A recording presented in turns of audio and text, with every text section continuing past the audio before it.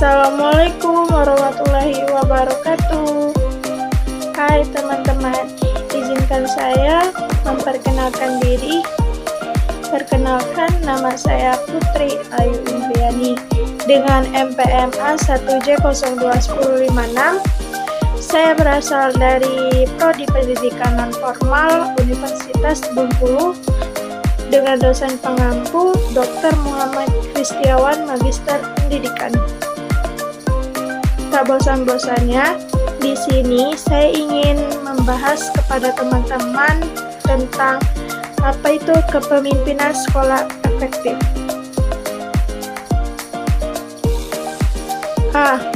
Kepemimpinan.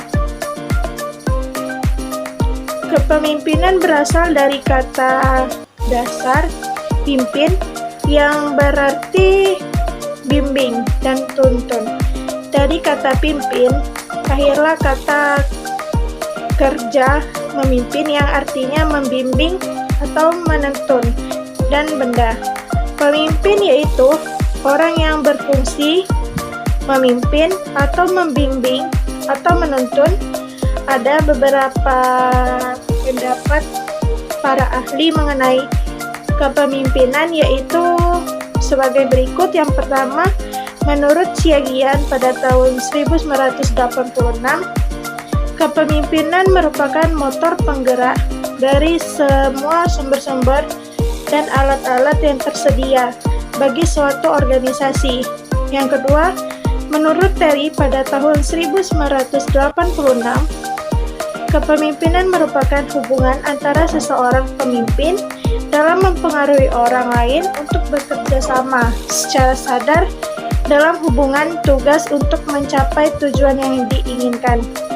Unsur-unsur di dalam kepemimpinan yang pertama adalah pemimpin, yang kedua yang dipimpin, yang ketiga adanya proses mempengaruhi, yang keempat adanya tujuan yang ingin dicapai.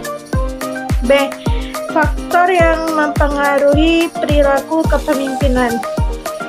Menurut Asmendri pada tahun 2012, perilaku seorang pemimpin adalah melaksanakan tugas dipengaruhi oleh beberapa faktor yang dikelompokkan, yaitu sebagai berikut. Yang pertama ada faktor internal yang merupakan faktor yang berasal dari dalam diri pemimpin itu sendiri. Yang kedua, ada faktor yang berasal dari kelompok yang dipimpin. Keadaan kelompok seperti kematangan, kekompakan, latar belakang pendidikan, pengalaman, serta latar belakang sosial budaya. Yang ketiga, lembaga yang dipimpin seperti jenis, tujuan sekolah, kurikulum, faktor-faktor legal. Seorang pemimpin pendidikan akan berhadapan dengan peraturan formal dari instansi struktur di atasnya dan akan mempengaruhi perilakunya. Misalnya,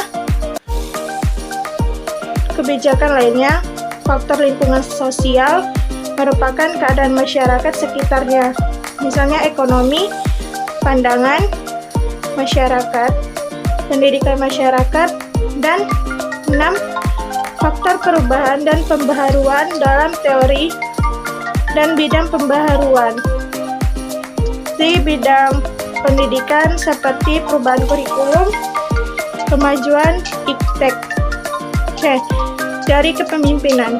Teori kepemimpinan pada umumnya berusaha menerangkan faktor-faktor yang memungkinkan munculnya kepemimpinan atau sifat atau juga bakat alam yang dimiliki pemimpin.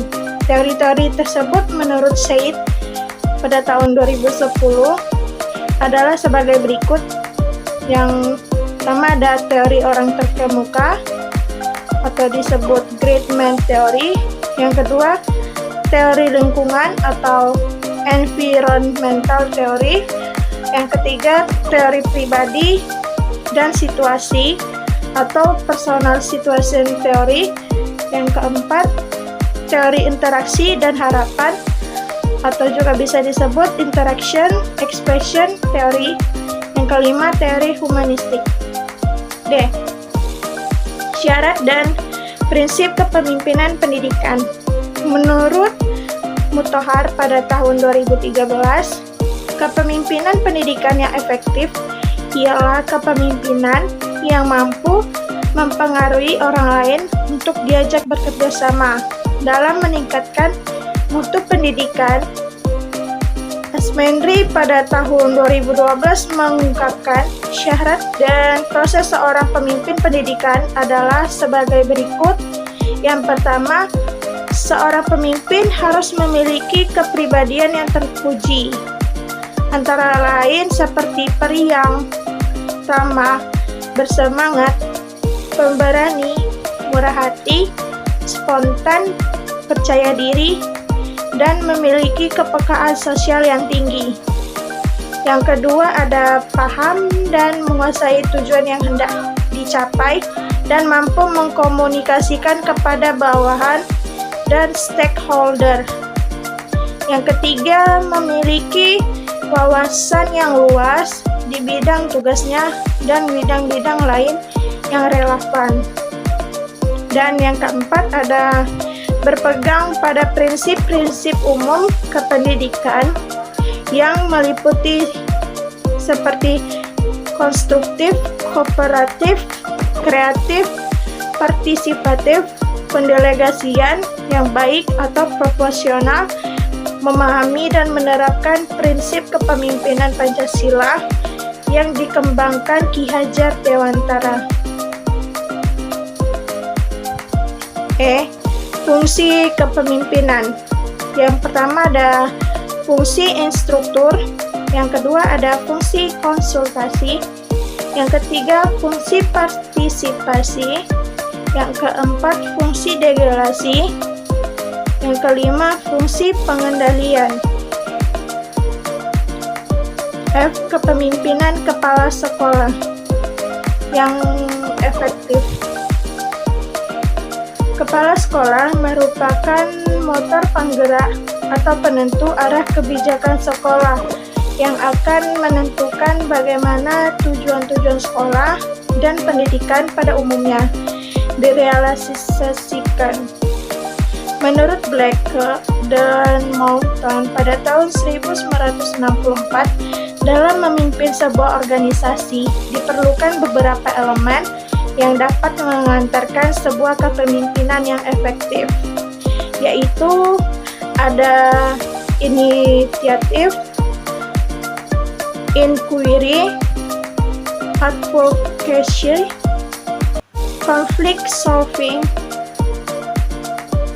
decision making, kritik. G. Kunci sukses sebuah kepemimpinan. Menurut Mulyasa pada tahun 2013 ada 10 kunci sukses kepemimpinan kepala sekolah, yaitu mencakup yang pertama ada visi dan misi yang utuh, yang kedua tanggung jawab, yang ketiga ada keteladanan, keempat memberdayakan staf, 5 mendengarkan orang lain, 6 memberikan layanan prima, 7 mengembangkan orang, 8 memberdayakan sekolah, 9 fokus pada peserta didik, dan 10 manajemen yang mengutamakan praktik. H. Gaya kepemimpinan. Menurut Asmendri pada tahun 2012 ada 4 gaya kepemimpinan. Yang pertama ada tipe otoriter, yang kedua ada demokratis, yang ketiga kendali bebas atau laissez-faire, yang keempat ada tipe-tipe pseudo demokratis. Nah, ada kata pepatah, Sakuntala Devi berkata bahwa pendidikan bukan cuma pergi ke sekolah dan menempatkan gelar, tetapi juga soal memperluas pengetahuan dan menyerap ilmu kehidupan. Terima kasih.